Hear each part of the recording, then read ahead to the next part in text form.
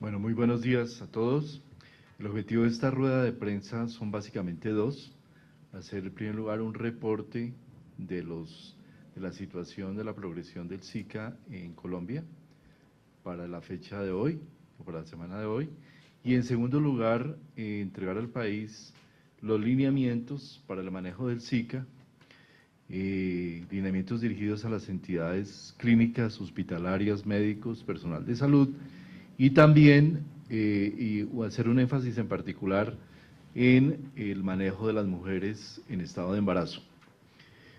Recordamos los síntomas del Zika, básicamente son 4. Un brote de manchas rojas que puede presentarse en cualquier parte del cuerpo, conjuntivitis, que se llama una conjuntivitis seca, o sea, el ojo rojo seco, fiebre, artralgias, mialgias, malestar general. Es importante tener en cuenta que algunos de estos, en los casos, pueden haber casos de Zika muy frecuentemente que no tienen alguno de estos 4, pueden darse indistintamente, solo el ojo rojo, solo fiebre y el brote. Lo más frecuente realmente es el brote, y que pueden haber evidentemente también casos subclínicos que son importantes en la transmisión del Zika. El Zika, a diferencia del chikungunya y el dengue, es un virus que es menos eficiente en la transmisión, de manera que el número de casos puede ser menor porque el virus no transmite, el mosquito no transmite de una manera tan eficaz y rápida como lo puede transmitir el caso del chikungunya. Tercer punto importante, ¿en qué situación nos encontramos? Nos encontramos en un momento de fase epidémica de la enfermedad. Lo repito, estamos en fase epidémica. Esto quiere decir que el número de casos de Zika en el país ha venido creciendo y está creciendo semana a semana, teniendo más o menos 1000 casos nuevos por semana durante las últimas 4 semanas. También recordar que se encuentran en situación de brote en el continente americano varios países, entre ellos Brasil, que fue el primer país donde realmente se notificó el tema a nivel general, México, Honduras, El Salvador, Puerto Rico, Venezuela, Surinam y Paraguay, ya tienen casos. Hasta el momento se han notificado 9.280 casos al sistema de vigilancia, y le doy la palabra a la doctora Marta Lucía Ospina para que nos explique la situación general de la epidemia de Zika en el momento actual. Bueno, buenos días para todos. Como recordarán, en el mes de octubre tuvimos la primera rueda de prensa en la que les anunciamos la confirmación por laboratorio del primer caso de Zika en el municipio de Turbaco. Posteriormente, en el mes de diciembre, los primeros días de diciembre, tuvimos otra rueda de prensa en la que les explicamos que existía una alerta internacional porque Brasil había reportado complicaciones asociadas al brote de Zika. Nosotros desde el mes de octubre, entonces, como país, iniciamos esa etapa de brote, esa introducción del virus en Colombia, y hemos venido a lo largo de estos meses presentando casos que se han ido distribuyendo a lo largo y ancho del país.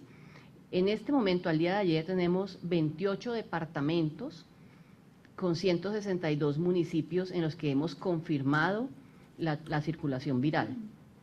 En esos 28 departamentos contamos al día de ayer 9.079 casos de Zika. Tenemos además 5 departamentos en los que todavía no se ha confirmado la circulación viral, pero ellos han reportado que tienen 201 casos sospechosos. Y tenemos 2 departamentos que son Vaupés y Vichada, en los que hasta el momento no han reportado ningún sospechoso, no hemos confirmado obviamente circulación viral, y ese es el panorama, digamos, general en el territorio nacional. Estamos generando, se están produciendo más o menos 1.200 casos por semana en este momento. Esperamos que, como le hicimos las estimaciones que ustedes conocieron en el mes de octubre, pero quiero recordárselas, nosotros esperamos que existan más o menos 660.000 casos durante toda la epidemia, y esperamos que la epidemia haga su pico máximo y disminuya finalmente más o menos en el mes de agosto. Ese es el panorama general que tenemos respecto a casos en general. Con casos sospechosos, tenemos 162 municipios con casos confirmados y 159 municipios en los que no se ha confirmado circulación viral, pero hay casos sospechosos. Bueno, como ustedes ven, prácticamente todos los departamentos del país tienen afectación. Estamos en una situación en la que se pueden afectar más o menos 600.000 personas, puede ser la estimación. Esta es una estimación muy difícil, muy compleja de hacer por una razón muy sencilla. Y es que el primer brote que se dio en el continente americano fue en Brasil. Este brote todavía, esta situación de epidemia todavía no ha terminado. Se inició aparentemente en mayo del año pasado y todavía no ha terminado. Entonces, por esa razón no se puede utilizar con mucha tranquilidad los datos de Brasil para estimar los demás países, que lo usualmente se hace para calcular las epidemias a nivel global. No hay otro país que tenga una situación, haya tenido una situación parecida, entonces es muy complejo hacer ese cálculo, pero nuestra estimación es de aproximadamente 600.000 personas. Muy importante tener en cuenta la conexión que este fenómeno tiene, esta progresión de la enfermedad, tiene o pueda tener con el fenómeno del niño. Como todos sabemos, durante el primer semestre de este año vamos a tener la fase más severa de fenómeno del niño, y hay evidencia de que la reproducción del mosquito se incrementa en la eventualidad de periodos de calentamiento como los que vamos a tener en el fenómeno del niño. Entonces, esto nos genera una situación de alerta adicional que hay que tener en cuenta en frente a la progresión de la enfermedad.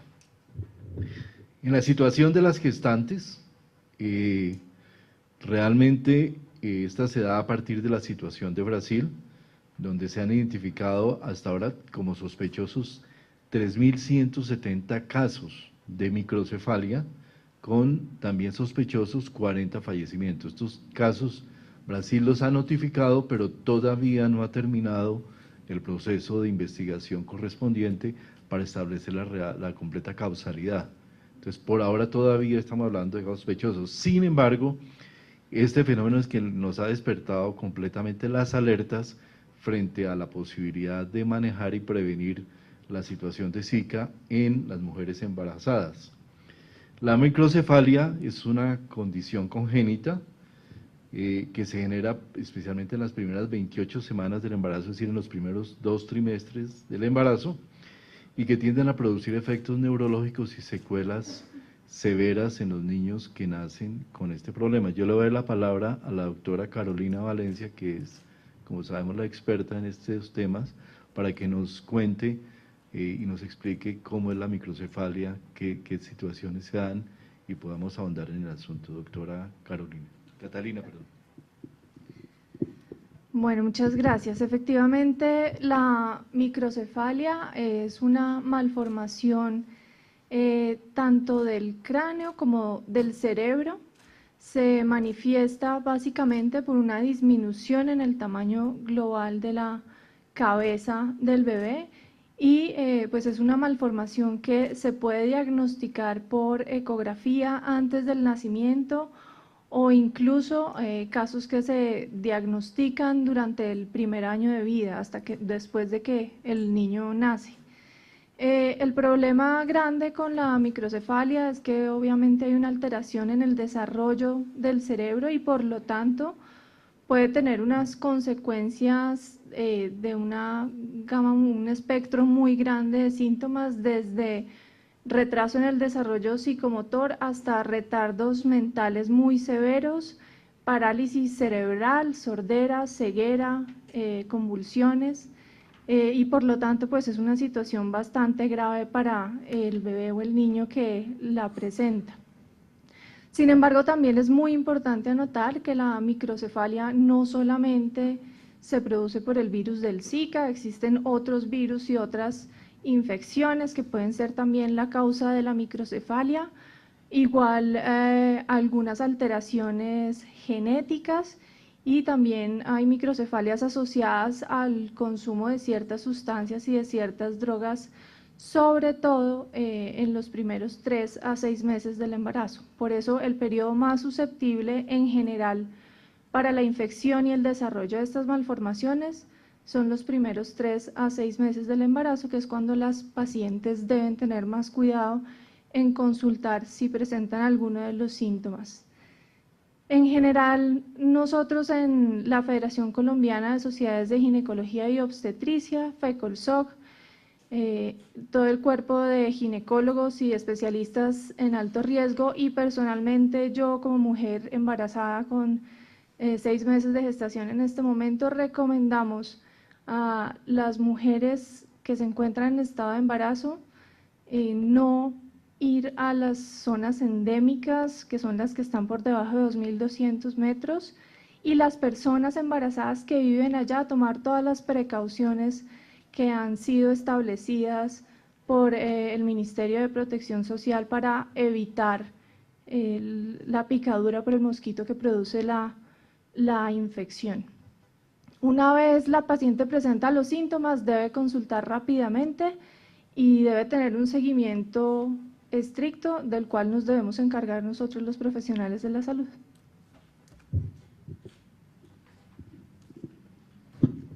Muchas gracias, doctora Catalina.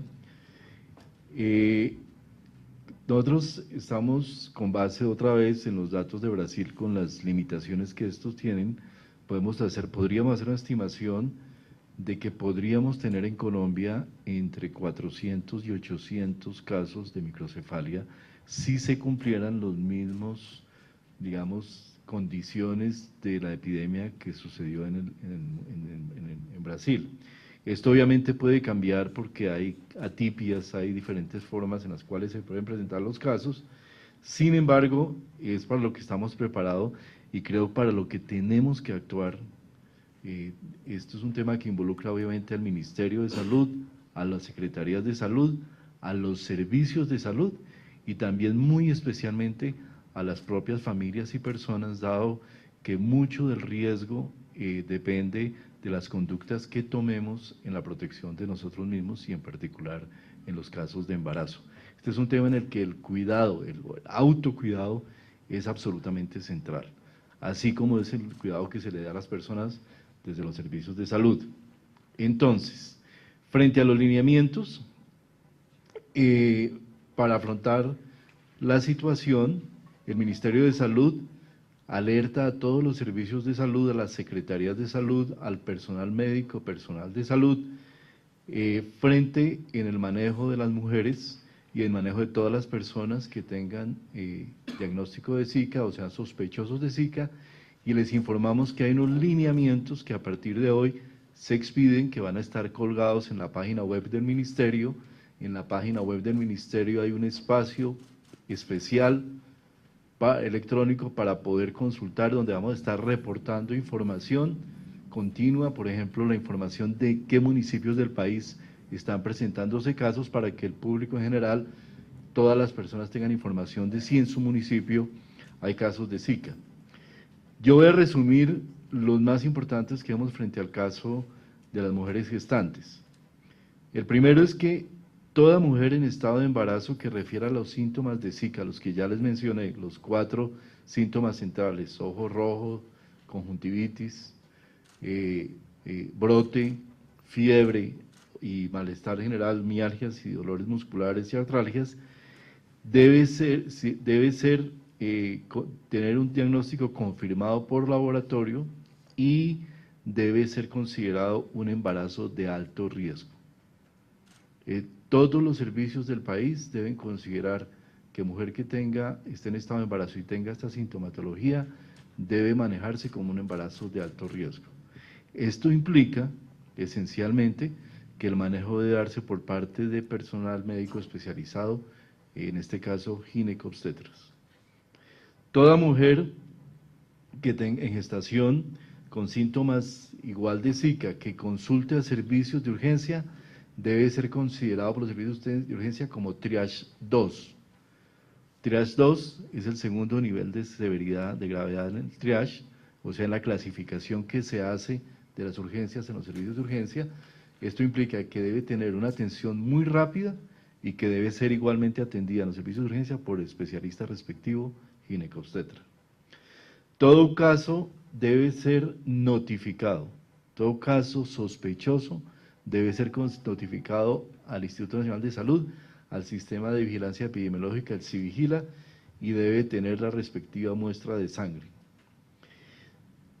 Toda EPS que tenga un caso debe hacer seguimiento nominal de la embarazada dentro de la función que tienen las EPS de gestión de riesgo en salud.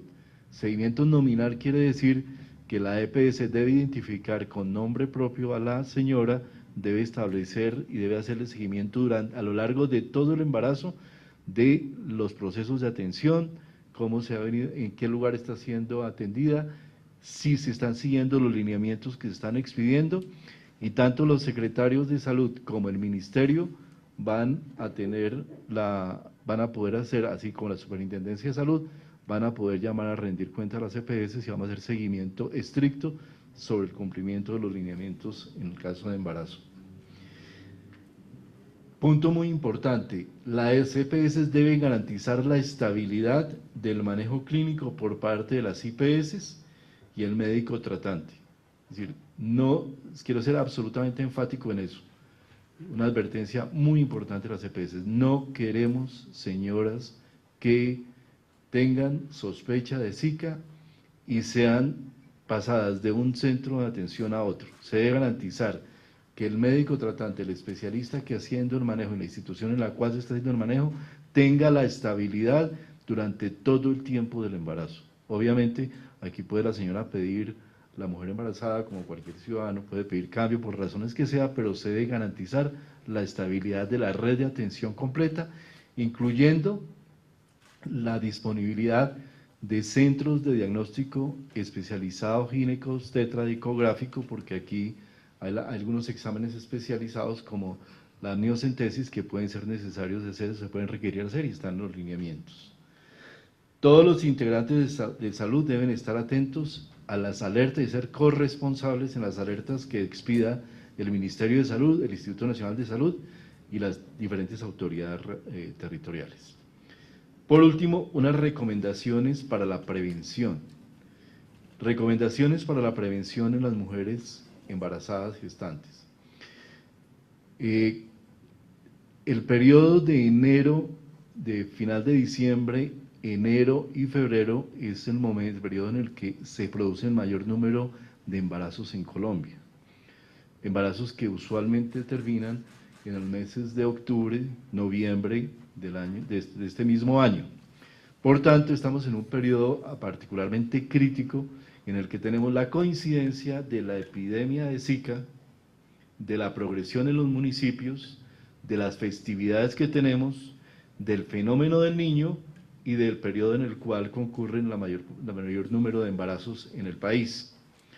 De manera que nuestra recomendación, como ministerio hacemos una recomendación a las mujeres en edad fértil y a las parejas de evaluar positivamente la posibilidad de dilatar o de no programar el embarazo una vez se haya terminado la fase de expansión epidémica que, como decíamos, puede llegar hasta el mes de julio o agosto.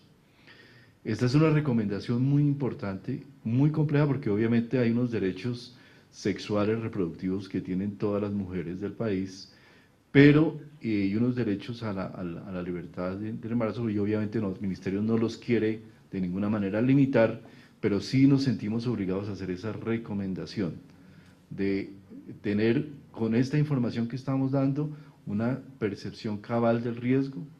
El riesgo no es tan alto, nos estamos calculando que más o menos podríamos tener 1 de cada 1000 embarazos podría terminar en una situación de microcefalia. Es un número relativamente bajo, pero es un número importante. De manera que nuestra recomendación va mucho en ese sentido de tratar de tener una decisión informada y tomar la decisión de embarazo de una manera informada, especialmente durante esta fase epidémica. También, lo que decía la doctora Catalina, las mujeres que viven por encima de los 2.200 metros de altura, esta primera recomendación es especialmente para las mujeres que viven por debajo de los 2.200 metros de altura, que es donde hay transmisibilidad de la enfermedad. Las mujeres que viven por encima de los 2.200 metros de altura no tienen el mismo riesgo, pero sí pueden tener eventualmente un riesgo cuando se desplacen por razones de trabajo o de vacaciones a zonas ubicadas por debajo de los 2.200 metros de altura. Allí nuestra recomendación es la de restringir los viajes a esas zonas en mujeres que estén especialmente durante los 2 primeros trimestres del embarazo, que es en los que tenemos mayor problema de transmisibilidad. Una recomendación importante es, y que vamos para el efecto de expedir una resolución, es que todas las EPS del país deben habilitar una línea de información en salud, muchas de ellas ya lo tienen, y de atención médica, en el cual se respondan todas las dudas que tengan las mujeres sobre, o las personas en general sobre el Zika, y esto se debe hacer, vamos a hacer de una manera más rápida posible.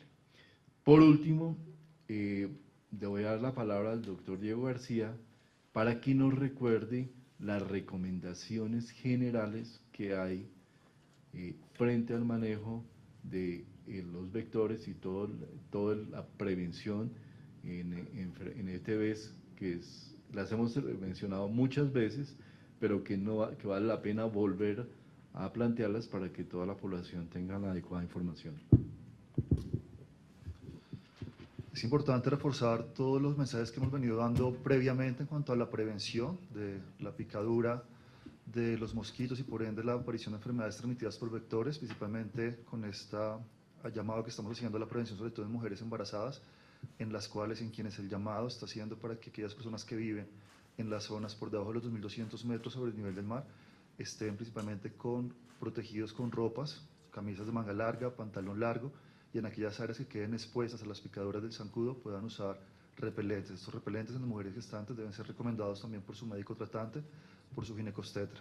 Adicionalmente, todo el manejo del vector, es importante garantizar un manejo adecuado de las aguas, tanto limpias como sucias, tener todos los depósitos de aguas cubiertos para disminuir la transmisibilidad del vector y por ende continuar esta fase expansiva de la infección por Zika. Con estas medidas consideramos que podemos dar un manejo adecuado y una disminución, un freno importante a esta expansión que estamos teniendo de esta epidemia por Zika.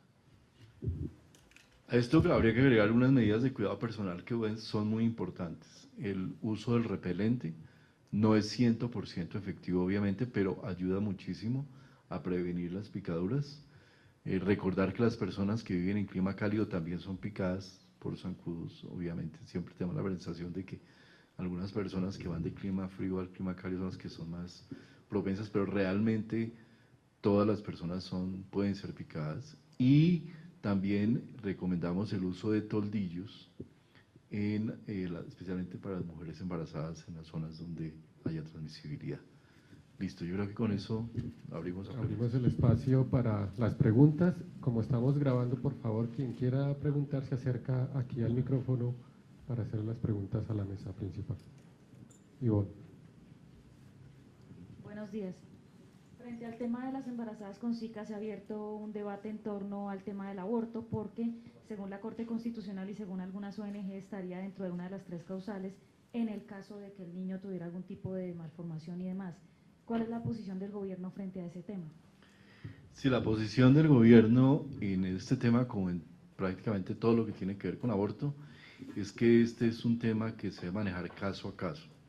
Y es una decisión que se debe tomar en la relación entre el médico y su paciente. La variabilidad de los efectos que hay en estos es muy grande, es decir, la afectación puede ser muy grande y va desde la anencefalia, o sea, la carencia de cerebro, ¿sí?, en el feto, hasta daños menores. Entonces, es esa relación médico-paciente donde se puede plantear la toma de esa decisión. Y por eso tenemos muy clara la recomendación de que el manejo clínico se debe hacer con el personal más especializado posible, que es en este caso un ginecobstetra. Ellos son, el ginecobstetra, el médico y la paciente, quienes deben estar en que tomar cada decisión caso a caso. Dice, en ese mismo sentido, algunas organizaciones han dicho que si bien las mujeres toman la decisión de abortar, se les brinden pues todas las garantías en materia de acceso al procedimiento en condiciones de seguridad y demás, pero también han cuestionado el tema de la recomendación, la sugerencia que ustedes hacen de posternar la maternidad, porque dicen pues que el gobierno más bien debería garantizarles un embarazo en condiciones de seguridad. El gobierno no puede garantizar, eso quiero ser absolutamente enfático. Hay cosas que el gobierno puede garantizar, hay cosas que solo Dios puede garantizar. Y la complejidad de esta situación es muy severa por varias razones. El diagnóstico es muy difícil de hacer, es un diagnóstico por ecografía. El diagnóstico tiene una alta tasa de falsos negativos, de falsos positivos, perdón, y usualmente se hace a partir de la semana 15 de embarazo. Entonces, en ese sentido, la posibilidad de tener un diagnóstico preciso es muy compleja. Realmente no se ha llegado a decir, el conocimiento que hay sobre esta situación es realmente muy poco. La base de artículos y evidencia científica es muy limitada y prácticamente lo que existe son reportes que hay de la situación de Brasil donde los casos todavía están siendo manejados como casos sospechosos. De manera que la posibilidad de hacer un manejo en ese sentido es absolutamente limitada. Por esa razón, nosotros nos vemos en la obligación, creemos, y en la responsabilidad de darle a las mujeres de Colombia una noción clara del nivel de riesgo que existe para que las mujeres puedan tomar también una decisión al respecto. Pues dice también un poco porque estas 202 que están en vigilancia no se les ha podido determinar, para que nos explique un poquito lo de la toma de las muestras. Voy a darle la palabra a la doctora Marta para la toma de muestras. Pues es importante esa pregunta para aclarar ciertas cosas. El tema del riesgo externo que estaba preguntando hace un minuto depende de muchas cosas que no son controlables por los servicios de salud y por el gobierno. El control, como lo decía el doctor Diego García, del vector es un ejercicio individual, familiar y de cada, digamos, casa o lugar de trabajo. El vector, recordemos que es intradomiciliario, o sea, vive dentro de los edificios, dentro del closet, debajo de la cama, vive dentro de las edificaciones. Por lo tanto, el eliminar permanentemente el criadero es algo que se hace todos los días, como bañarse, o sea, es un ejercicio que tiene que hacerse de manera permanente.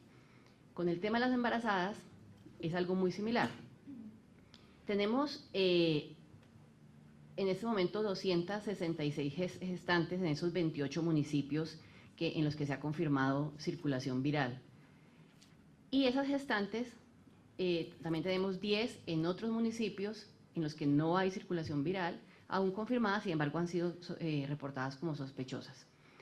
Como ustedes pudieron leer en el boletín, se dice 14 fueron confirmadas por laboratorio. ¿Qué quiere decir? Que 14 de esas llegaron dentro de los 5 días de inicio de la enfermedad.